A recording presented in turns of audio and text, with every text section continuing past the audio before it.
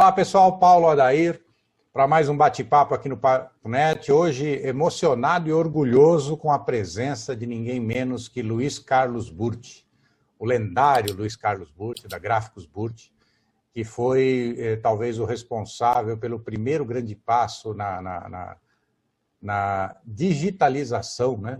Na transformação do analógico para o digital, das revistas, dos fotolitos e das artes gráficas como um todo, né? Nessa influência gigante que o digital teve, né, nas artes gráficas nos últimos 30 anos. Né?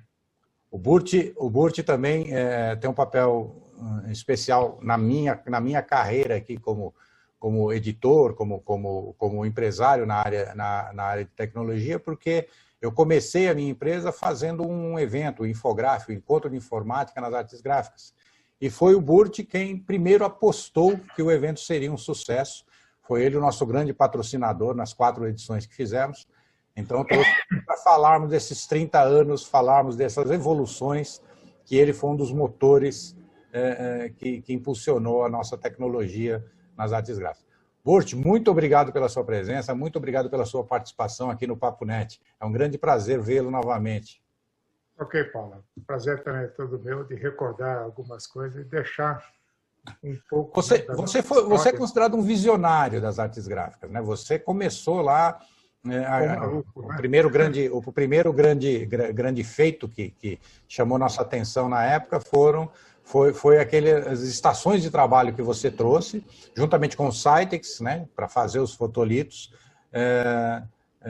e você distribuiu isso daí para que as agências pudessem trabalhar com essa nova tecnologia, porque até então era tudo na mão, né?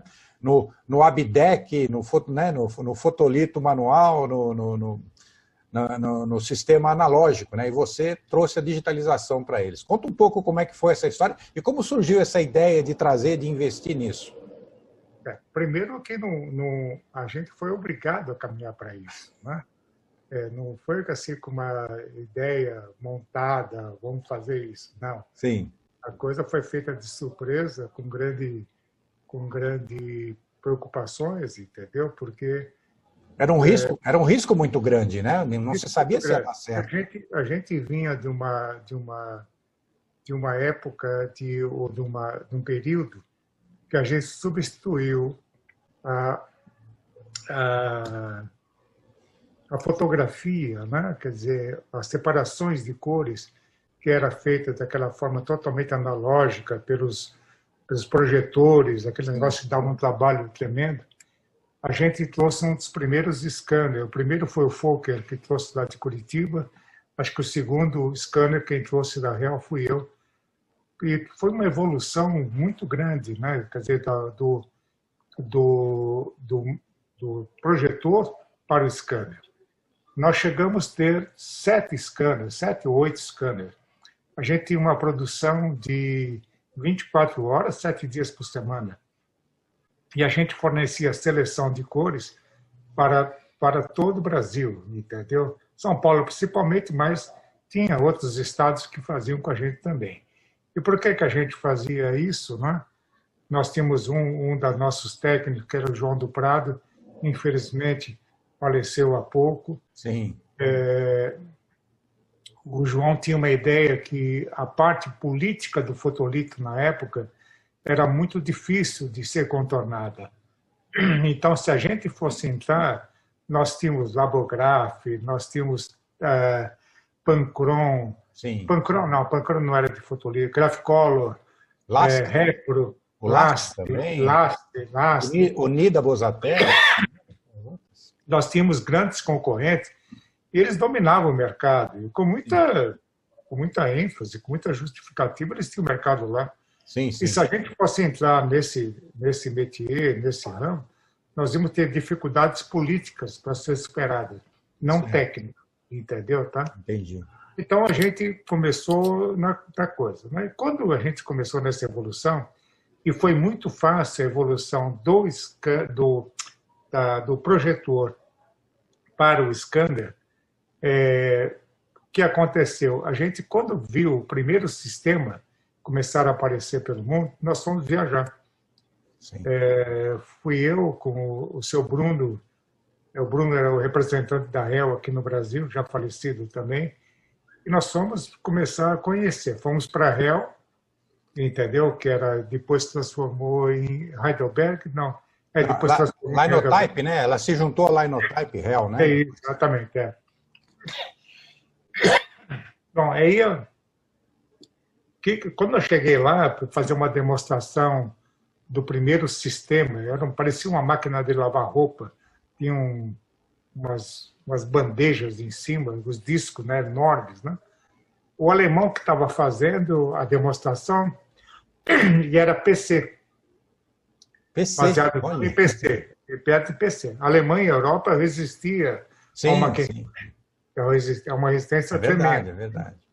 E o alemão esqueceu eu pedi um comando, o alemão esqueceu. E quando o alemão esqueceu, eu vi que ele estava todo embaraçado. Eu falei, seu Bruno, vamos tomar um café? Porque eu estou com um pouco de sede e tal. Quando eu voltei, o alemão já não estava mais lá, já era outro. Acho que mataram o alemão ali na época. Era uma máquina de 2 milhões de euros, né? 2 milhões de marcos, entendeu? 2 milhões de marcos, nossa. Acho que mataram o alemão lá. Aí a gente viu, eu falei assim, como é que eu vou levar um equipamento desse, se esse camarada que está aqui dentro, entendeu? Eu peço um comando e esse cara esquece, entendeu? Imagine lá no Brasil, com a nossa dificuldade de importação que nós temos, entendeu? De cultura. Imagina. O que vai acontecer, né? Aí, nessa mesma época, apareceu o Cytex, né? Exato. Apareceu o Cytex. Lá numa das feiras que a gente ia, era o Seabolt, né, que apareceu o site, eu fui convidado e, coincidentemente, uma das engenheiras que apresentou para a gente era brasileira, Sueli Tolub, tá? Era brasileira, quer dizer, era israelense, mas nascida no Rio de Janeiro, e apresentou o sistema Cytex, né? E o sistema Cytex que a gente viu que tinha menos dificuldade, eram mais comandos, entendeu? Mais lógicos, entendeu? Tá? Do que era o da Hell. E a gente optou por trazer o sistema Cytex. Essa brincadeira custou 2 milhões de dólares na época, tá? E a gente trouxe esse equipamento e tivemos uma grande surpresa positiva e a outra maior negativa, né? Porque a gente percebeu que não tinha como enfiar o Pestap, que a gente fazia, enfiar dentro do sistema.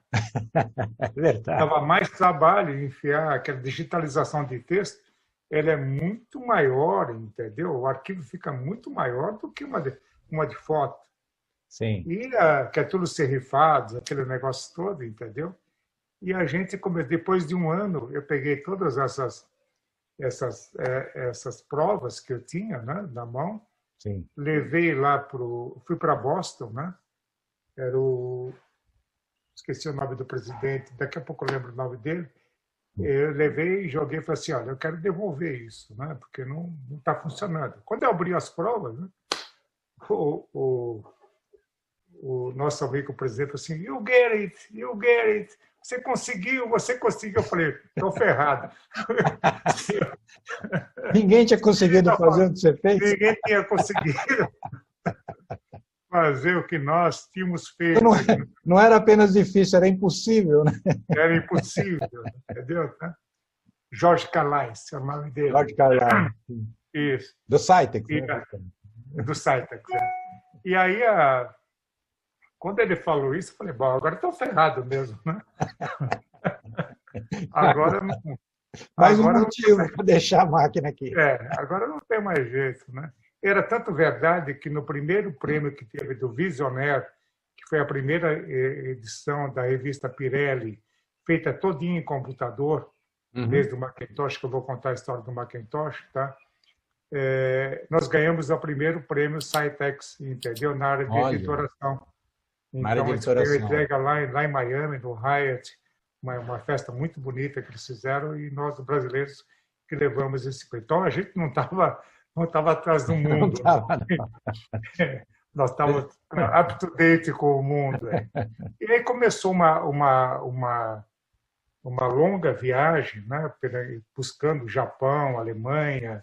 Nós formamos alguns grupos de brasileiros, japoneses e alemães na época para viajar, para conseguir ter uma visão de que podia. Então teve o CAD/CAM que a gente queria, montava no CAD/CAM para tentar, mas nada disso funcionava, entendeu? Os sistemas Sysgraph, né? Não tinha, porque a coisa era porque não tinha o desktop publish, não existia. Não tinha. Não existia. O Electronic Publishing que existia na época era só texto, né? Só fazia. Exatamente, não existia. Então, aquilo criou essa baita dificuldade, né? E a coisa estava quase, e os nossos operadores, retocadores não gostavam de trabalhar, falavam que as luzinhas do computador davam dor de cabeça, vestiam o paletó e ia embora, entendeu? As coisas normais, né? E aí, um belo dia, a Sueli, uma quarta-feira, a Sueli Tolub me liga lá ela tinha muito carinho pela gente, né? Por ser brasileira, ela sabia do nosso avanço, entendeu? Ela reconhecia, não a minha pessoa, mas a nossa equipe que nós tínhamos na época, né? E ela me chamou, Burt, vem para cá que eu tenho uma coisa para te mostrar. Falei, quando? Ela falou assim, pode vir amanhã. Entendeu? Naquele tempo não tinha Covid, então era mais fácil. Não estava proibido de entrar lá. Não estava proibido, peguei um avião, eu com a minha esposa, e nós fomos lá para Boston. Chegamos em Boston na sexta-feira, e eu falei, bom, Sueli, então, na segunda, ele falou, não, vem amanhã, sábado. Sueli, amanhã é sábado. Não, pode vir. Então, a ansiedade que ela estava de mostrar, e ela mostrou o primeiro Macintosh, primeiro desktop publish, baseado no Macintosh. Tinha 4 megas de RAM, 80 megabytes de disco. 80 megas de disco. Entendeu? Tá? É brincadeira. Quando ela mostrou aquilo, né, para mim, fazendo a conexão direta entre o Macintosh e o sistema, botando o layout lá dentro. Sim. Depois de 2 horas de apresentação, não tive dúvida. Passei a mão no Macintosh, falei, isso aqui é meu. Esse eu levo. Esse é meu.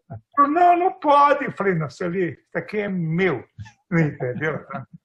E o primeiro Macintosh, então, veio literalmente para o Brasil das minhas mãos. Na segunda-feira embarquei, viemos para o Brasil com o Macintosh. Bom, mas aí começou a grande escalada, o grande caminho, né, de desenvolver as ferramentas para ter o Macintosh funcionando. Primeiro, a língua portuguesa. Nós temos efenação e temos acentuação. É complicado. Que aberto na época, e nem tinha uma outra, era aberto, não estava nem dando bola para a gente. Nós participamos de uma convenção da Citex, né, para ver quais eram as prioridades. Só tinha eu de brasileiro, porque Abril chegou depois, né? Sim. E só tinha eu na língua portuguesa ali, entendeu? Eu era a 50ª preferência lá de ver. Falei, daqui 2 anos eu estou com o sistema funcionando. Era um absurdo. Mas até hoje a língua portuguesa ela fica sem prioridade nas traduções, nas versões dos aplicativos até hoje. Né? Até hoje nós temos esse problema. Então a gente tinha que rodar o filme e fazer stripping depois dos acentos. Entendeu? Tá? Eu cheguei a fazer isso, mas isso em fotocomposição ainda, não em diagramação eletrônica. Né? Em fotocomposição já tinha muito. Tinha que parar. Aí eu descobri um professor de logística em Boston, nem fui eu que descobri, foi o tal de Eduardo Bueno, que fazia parte. Lembro do Bueno, da Star Laser, né? Da Star Laser. Isso, da Star Laser, que era uma empresa nossa também. Eu encontrei ele há alguns anos num evento, acho que foi numa festa ou numa... Deve estar, é um apaixonado. Eu encontrei com ele, ele me reconheceu, eu não o reconheci. Mas aí nos cumprimentamos já depois de uns 20 anos que a gente não se via. E aí nós descobrimos ele descobriu um professor de linguística, né? O cara falava não sei quantas línguas. Sim. Ele fez o primeiro software de fenação, entendeu? E de acentuação da língua portuguesa. Eu acredito que esse o software até hoje roda por aí, viu? Porque Com certeza. acho que até ele Com continua certeza. rodando por aí. Muitas cópias se fizeram dele, entendeu? Eu paguei Uhum. $5.000 na época para Sim, esse camarada e fez um software perfeito, entendeu? Tá? maravilha. Sem depender da Adobe, sem Sim, depender de nada, entendeu? E aí o primeiro Macintosh que eu trouxe, né? E a gente tinha, eu tinha que botar, porque o pessoal não entendia uma coisa na época, até a concorrência, tudo, que eu tinha um direito de uso da tipologia. Eu não podia botar em vários lugares que aberto o Adobe ia me crucificar.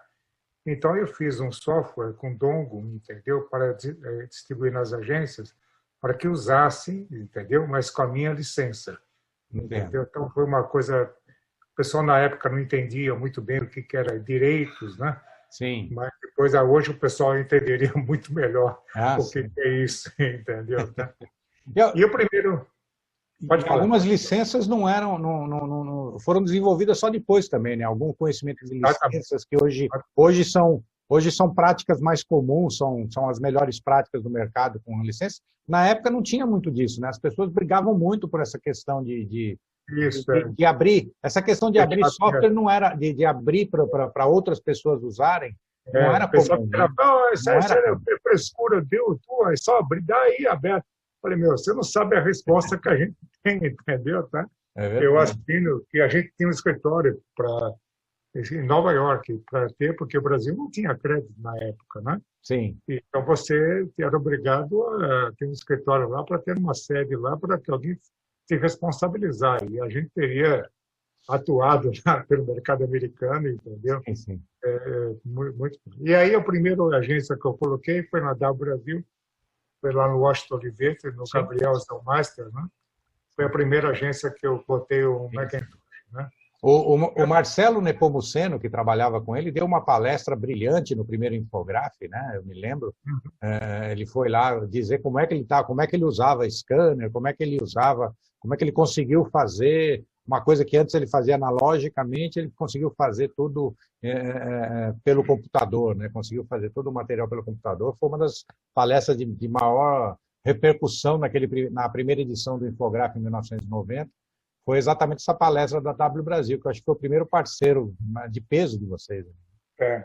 E a gente tem uma historinha que eu uso até hoje para ver se uma ferramenta, se ela pegou ou não pegou. Até hoje eu uso essa mesma metodologia, entendeu? Sim. Tá? Que ela funciona. Um belo dia, depois de uns 3 meses instalado lá na agência, né? O Gabriel, junto com o Osh, me chamaram lá e falaram assim, vem cá, deixa eu falar com você. Falei, tá bom, deve ser algum pepino atrás da Veja, algum pepino maior aí, entendeu? Tá? Você senta aí. Tem um relógio aí? Naquela época você usava relógio ainda, né? Sim. Falei, tem. Tem cronômetro? Falei, não, não tem. Então, eu tenho aqui. Aí você ligou, assim, vamos ver quanto que eu demoro para fazer um layout nessa tua estação que você fala que é tudo isso, aquilo, aquele negócio, né? E ele botou, então ele fez um layout, né? E demorou para fazer o layout e sair as provas na Mitsubishi, que era a Ribbon, né? Ela ia, Sim. voltava, né? Também com 80 megas Sim, sim. de disco, né? Já viu Ah, que demorava um pouquinho mais, né? com certeza. Aí depois de umas 40 minutos, assim, você viu quanto tempo está demorando isso, né? 40 minutos. Falei, Gabriel, você está falando sério? Falei, lógico, olha aí, 40 minutos. Falei, Gabriel, você vai à merda. Falei outra palavra. Em respeito aos ouvintes, vamos deixar barato, né? Falei, pô, 3 meses atrás você demorava 2, 3 dias para fazer essa merda, entendeu? Agora você está 40 minutos, você está me enchendo o saco. Vira as costas e vai embora, entendeu? Então, porque não... Mas é o primeiro sintoma onde uma ferramenta, onde uma tecnologia vai adiante. Quando a pessoa começa a reclamar do tempo, sem fazer uma comparação Olha, direto. é uma sacada excelente. Quer dizer que quando a pessoa começa a reclamar do aplicativo, da ferramenta, é porque ela funciona. Mas ela funciona. Aperfeiçoa ela. Porque ele começa a ter expectativa de melhorar ainda mais a coisa. Exatamente. Não, e é a própria evolução. É isso que se dá a evolução. Olha, Aprendi aprendi uma hoje aqui, aprendi uma boa hoje. Gostei disso. Gostei. Eu vou usar isso, eu vou usar isso. Pode usar que dá certo. A partir disso, a gente começou a correr atrás do prejuízo, né? Quer dizer, buscando ferramenta, buscando tecnologia, aumentando o disco, entendeu? Ver onde que estava o gargalo, entendeu? Tá? Sim. E se eu te contar que toda a história foi baseado nessa brincadeira que foi falado com o Gabriel e com o Washington, é uma coisa muito interessante, porque passado algum tempo depois, né, os dois me chamam novamente, né, e falam assim para mim assim, tá legal, tudo bem, tá, mas pô, a prova vem lá da Moca, entendeu, tá? Até chegar aqui, motoqueiro, cara chovendo, pô, não tem um negócio mais rápido para fazer essa coisa aí? Eu falei assim, pô, os 40 minutos ainda tá pegando a brincadeira. É os 40 minutos de novo, né? Exatamente. Tá? Aí eu fui para, acho que foi Boston, ou era porque tinha a feira, o Seaboard, tinha 2 lugares. Um parece que era em São Francisco e outro era em Boston. Eu não sei qual. Não era Chicago, não era São Francisco. Pode ser Chicago, pode ser também Chicago. Eu não me lembro. O Seaboard eu me lembro, né? Depois eles fizeram aquele evento Concept, né? Junto com o Seaboard. Isso, Mas a gente ia no Seaboard. Tinha São Francisco ou era Chicago? Não me lembro. Eu sei que era Boston que tinha também. Sim. Chegando lá, apareceu um cara que a gente chamava, depois a gente chamava de Vaporware, né? Que o cara aparecia uma tecnologia, depois de 6 meses desaparecia, né? Então era o Vaporware, porque depois de 6 meses... Exato. Eu me lembro. Eu me lembro desse termo, aí se usou muito esse termo. Vaporware. Depois de 6 meses o cara testava e não via. Aí apareceu um camarada que ele tinha um software de descompactação que ele estimava que 12 linhas de telefônica, né? Elas resolveriam o problema. Descompactava o arquivo no lugar e botava mais 12 linhas de telefone no outro lugar e ele conseguia produzir novamente o arquivo por linha telefônica. Naquele tempo era Telesp em São Paulo, não tinha telefone, não tinha à disposição. Comprei 24 linhas de telefone, botei 12 na Moca e 12 na W Brasil. 12 linhas de telefone. Exclusivas, né? Telefone vermelho. Bom, a conclusão, no primeiro teste... As famosas LPs, né? As linhas privativas, né? As linhas privativas. O primeiro teste, se o motoqueiro fosse de joelho até a Avenida Paulista, ele chegava mais rápido do que as linhas telefônicas, né? E aí, ainda era muito tempo, né, para transmitir. E aí, aí começou uma história, o que nós vamos fazer, entendeu? Tá? E não sei de onde apareceu esse rapaz, eu não sei se ele ouviu dizer, sei lá, essas coincidências da vida, né? Sim. Apareceu o tal de gaúcho, que a gente chamava de gaúcho, e ele apareceu lá era gaúcho mesmo, ele apareceu, ele tinha um telefone celular que era um tijolo que ele carregava no ombro. Entendeu? Eu acho que havia satélite, sei lá que diabo que era aquilo. Mas não, você tá querendo fazer uma transmissão de dados, né? Falei, estou querendo fazer, estou tentando fazer. Eu disse, eu tenho uma solução, tenho um rádio de micro-ondas, né? Que a gente pode instalar e pode transmitir. O Gaúcho acho que está no mercado até hoje, ele ainda faz esses links aí. Para os grandes eventos, ele ainda faz esses links aí. Sim. O Gaúcho ele fez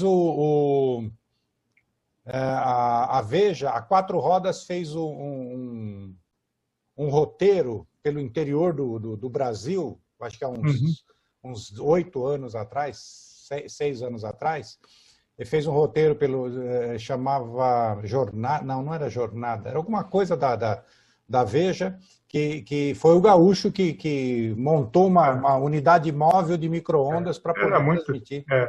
Era muito capaz. Sim. Infelizmente, perdi o contato com ele também. Ele fez, nós fizemos um teste lá na Moca mesmo, né, de um prédio para outro prédio. Sim. A gente tinha da Oratório e tinha na Rua Dias Leme. Fizemos antena, e aquilo 2 megabits na época, tá?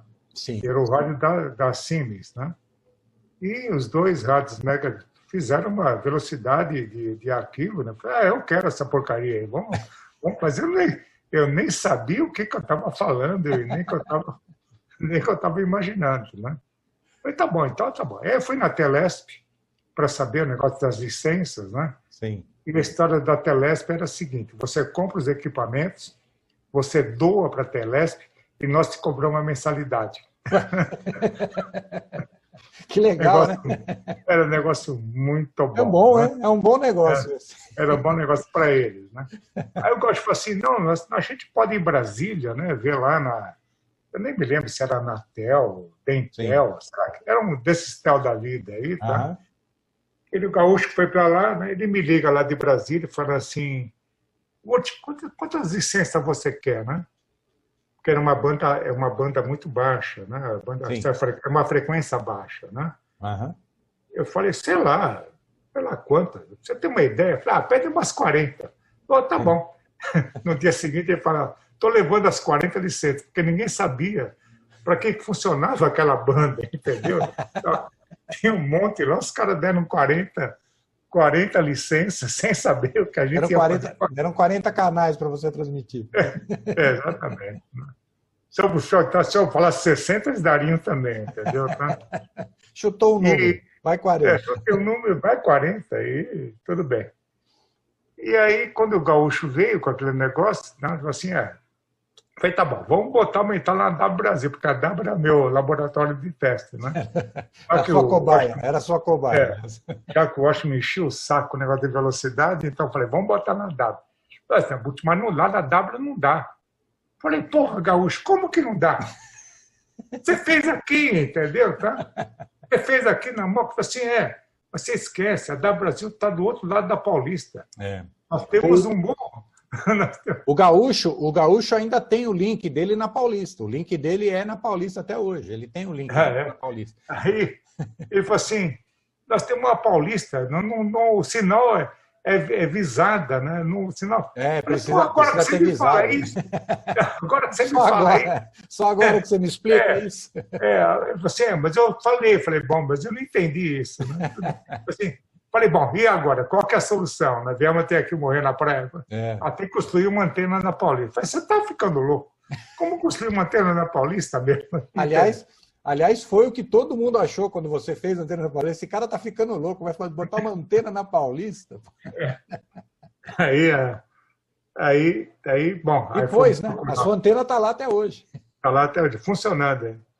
E aí achamos um prédio na Paulista, tinha um advogado criminalista já falecido, ele me fez, em troca de colocar a antena lá em cima, ele me fez tocar 5 elevadores lá do prédio dele, entendeu? Estão lá funcionando até hoje. Estão lá os elevadores e a antena. E a minha senhora tinha umas amigas, falou assim, pô, quando ela falou que ia botar, eu falei assim, como teu marido vai botar um monte lá de ferro ainda, lá em cima, para enfiar São Paulo, vê se ele coloca umas plantinhas lá para ficar mais bonito, entendeu? Coisa parecida. E aí surgiu a ideia do arco-íris, né? Sim. Que é o espectro da luz mesmo, entendeu? Exato. Aí tinha um artista, o Petkov, que tinha essa técnica. Antônio Petkov. Eu fiz um book para ele de uma vernissagem que ele fez aqui no Brasil, acho que foi em 84. Eu conheci o Petkov, gente finíssima, uma pessoa simples demais para o talento e para a fama que ele tem. Ele é muito simples, uma pessoa sensacional. E aí nós fizemos aquela antena e aí foi outro grande problema, porque surgiu um boato que aquela antena ia dar câncer nas pessoas pela transmissão E na dia da inauguração, os caras me desligaram o prédio lá, os moradores me cortaram a luz, entendeu? Nossa. Foi uma... Eles achavam que iam ter câncer lá por causa da transmissão de rádio. Exatamente, exatamente. Ninguém conhecia aquilo, né? Sim. Radiação. Alguém falou a palavra irradiação, né? Ah, E nós tivemos que botar 16 toneladas de ferro lá em cima. Chamei o Falkenbauer para fazer a fundação, reforçar a fundação. Quer dizer, foi uma aventura, né? foi. É uma aventura, Paulo. Foi ousado, né? Foi muito ousado. Foi muito Foi uma ousado. aventura. Mas está funcionando até hoje e ninguém teve problema de saúde, né? Não, graças a Deus ninguém teve. Então, se você falar hoje, né, o que a gente deixaria de legado para essa turma nova, entendeu? Eu falo que tem não é conselho, mas uma sugestão. Você tem que entender o seu cliente, entendeu? Saber o que ele precisa, entendeu? Tá? Então, no bom sentido, você acorda com o teu cliente, você almoça com o teu cliente, você janta com o teu cliente, você dorme com o teu cliente, lógico, né? Para entender o cliente, através do que você conheça o teu cliente, entendeu? Tá? Você sabe e você vai correr atrás, entendeu? Tá? Então, essa história dos 40 minutos que demorou a prova, aquilo lá é uma lição, entendeu? Hoje a gente acha que foi uma lição aquilo, né? Perfeito. E hoje uma das coisas que me deixa me dá um orgulho, um conforto assim muito grande, que todas essas técnicas que nós temos hoje, Facebook, esse negócio todo, eu tentei e fiz isso, né, na gráfica, Sim, entendeu? sim. Tá? Usando o banco de dados, usando uma esteira com 20 cadernos, sendo que 8 cadernos eram assim customizados, e se o cara gostava de vinho, ou se alguém gostava de esporte, eu botava aquilo, né? Quer dizer, imagina a dificuldade que a gente tinha, né? Quando eu fiz aquela promoção... Isso muito antes da impressão digital, né? Dos dados variáveis, como agora. Ele já fazia dados variáveis na marra, né? Exatamente. Quando tem uma pequena história quando nós fizemos o primeiro 1.200.000 capas da revista Veja, do Banco Itaú, personalizadas. Lembro. Não, uma história clássica do mercado. Essa é uma história clássica. Aí, quando a gente estava fazendo, foi uma semana que era a África que estava comandando isso, lá do Nizam, o Banco Itaú e a gente, era um festival de helicóptero descendo lá em Itaquá, que eram todo mundo, gente da Abril, gente da Banco Itaú, gente da África. E quando chegou na quinta-feira, quando eu passei por lá,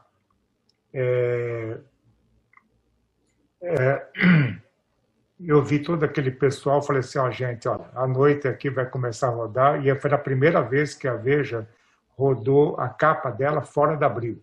Era uma ciumeira tremenda. A gente tinha máquina de 6 cores, entendeu? E eles não tinham para imprimir o logotipo do Itaú, laranja, o famoso laranja do Itaú. Né? Famoso laranja. Né? E quando eu passei pela máquina, tinha um dos nossos engenheiros chamado Ricardo, eu vi que ele tinha feito um forno em cima da rotativa. Né? Eu falei, Ricardo, para que é esse forno? Né? Ele falou assim, nossa, é que quando o laser vai aplicar o texto, na hora que entrar no ventilador do forno, o texto vai borrar.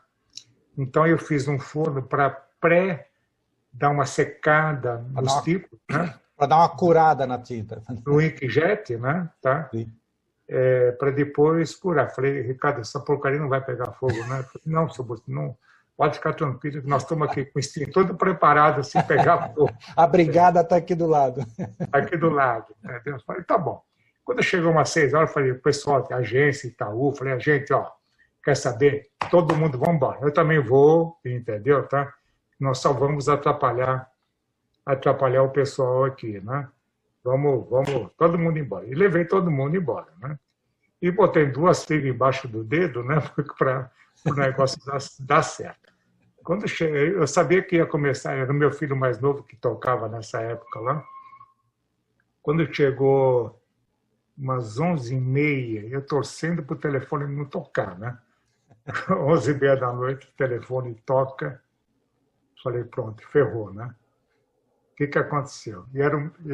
Esse meu filho, na época, ele era jovenzinho ainda. É jovem até hoje, mas era mais jovem ainda. Sim. Ele gaguejava um pouco, né? Começou a falar, falei, puta, pegou fogo naquele negócio, né? Falei, pegou fogo, Léo, pegou fogo. Eu falei, pegou fogo o cacete, ele falou. Eu falei, então o que aconteceu? Ele falou, porra, esse sofre da Abril, entendeu? Não tem acentuação. Está saindo com queicão, entendeu? Em vez de Conceição. Em vez de Conceição, saía com queicão. Aí eu não sei acho que não foi o Nizana que ligou, era um outro diretor deles lá, que ligou da África, né? Ligou para minha casa, naquele horário, meia-noite já era, o Burti suspende. Eu perco a conta do Itaú, mas nós não podemos ter uma coisa dessa autorizada por nós, sair com queicão na rua, que vai dar. João estava sem... Não tinha aceitação nenhuma. Não tinha aceitação nenhuma. Não tinha. E do outro lado, eu tinha o famoso CEO da Abril, que era o Carlos Orlandi, né? Que eu chamava ele de CEO. Né? CEO, né? Ele falava para mim, não, pode tocar, eles estão sabendo. Eu falei, ô Carlos Orlandi, eles estão reclamando do outro lado, mandaram parar, como é que eles estão sabendo? Eu falei, é simples. Ele falou assim, eles recebem a Veja em casa, eles veem que não tem acentuação, entendeu? Tá? Eu falei, você falou para ele, era um software norueguês que eles tinham. Norueguês. Imagina só que desgraça que eles tinham lá. Aí eu falei... Quer dizer que o assinante já estava acostumado com o queicão. Falei, mas é uma etiqueta, agora vai ser o nome dele estampado na capa, entendeu? Não pode, Carlos. Etiqueta é uma coisa. Aí o pessoal da AFA, Burti, suspende, muito obrigado por tudo e tal. Mas eu falei, puta, agora como é que nós vamos... Estamos mais de 10 dias, teste, gente, falatório, e briga, e morrer na praia agora, entendeu? Aí eu falei, chamei o pessoal da minha tecnologia lá, né? Sim. 6 gatos pingados na época, né? Pegamos a lista dele. Era um pessoalzinho bom lá. Era um pessoal bom. Era o Barilli ainda nessa época, não? Tinha também. O Eduardo Barilli estava lá. Estava. Aí eles começaram a pegar as exceções do nome pela lista telefônica. Nossa Senhora. E fizeram um software de replace. Quando aparecia um João, substituir, trocava o nome. Que trabalho. Aí quando chegou às 7 horas da manhã, nós começamos a rodar e eu avisei o pessoal, comecei a rodar a capa agora. Falei, não. Falei, não vamos morrer na praia. Eu convenci o pessoal que tinha que rodar, né? Isso já era sábado de manhã? Já era sábado? Não, nós íamos distribuir as primeiras 50 mil revistas para os funcionários do Itaú. Ah, tá, o próprio funcionário. O Itaú tinha sido feito por eles. Ah, tá. Entendi. Então tinha um reparte ali que ia para os próprios funcionários do Itaú. Funcionário. Quando chegou na sexta-feira, depois do almoço, eu liguei para lá e falei, como é que está? Eu falei, está uma comoção, a faxineira está chorando lá no canto, que ela recebeu uma revista. Uma veja com o nome dela, entendeu? Tá? Por enquanto, ele falou, está tudo normal. Mas o grande lance era 1.200.000 capas, né? Sim. Iam chegar, rodar o final de semana, e segunda-feira era o grande dia, né? Sim. Aí ela... Segunda-feira de manhã, 7 horas da manhã, já estava lá na Moca, lá, né? Sim. Sentadinho na minha mesa, esperando a bomba tocar, né?